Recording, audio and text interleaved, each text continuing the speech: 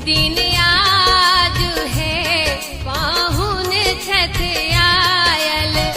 मंगल में दिन आज है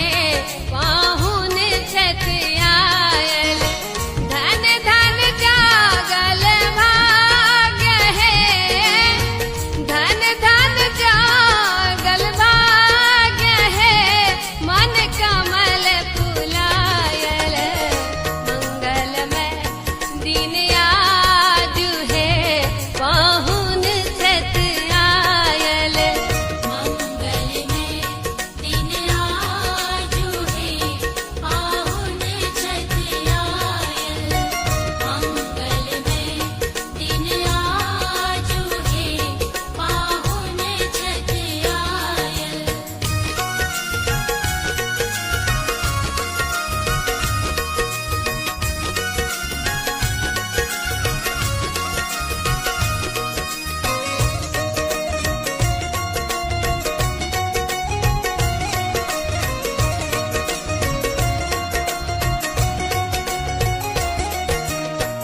आछत चानन फूल गंगा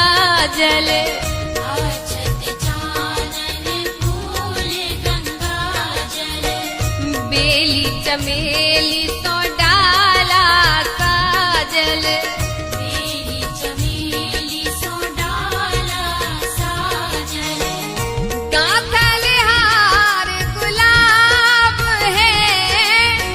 गाथल हार गुलाब है, हुनका पहिरायब, मंगल में दिन आज है पाहुन छठ आयल, मंगल में दिन आज है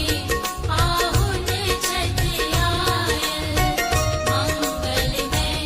दिन आज है पाहुन छठ आयल।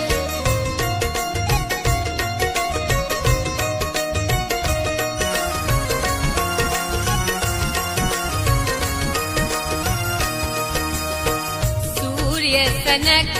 पाहुन चमकै छठ, सूर्य सनक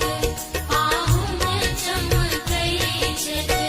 चंद्र के आभा जनिक लगै छठ, चंद्र के आभा जनिक लगै छठ, जागल भाग्य सौभाग्य है, जागल भाग्य सौभाग्य है, शुभ दर्शन पाओल, मंगल में दिन आज है पाहुन छठ आयल, मंगल में दिन आज है पाहुन छठ आयल, मंगल में दिन आज है पाहुन छठ आयल।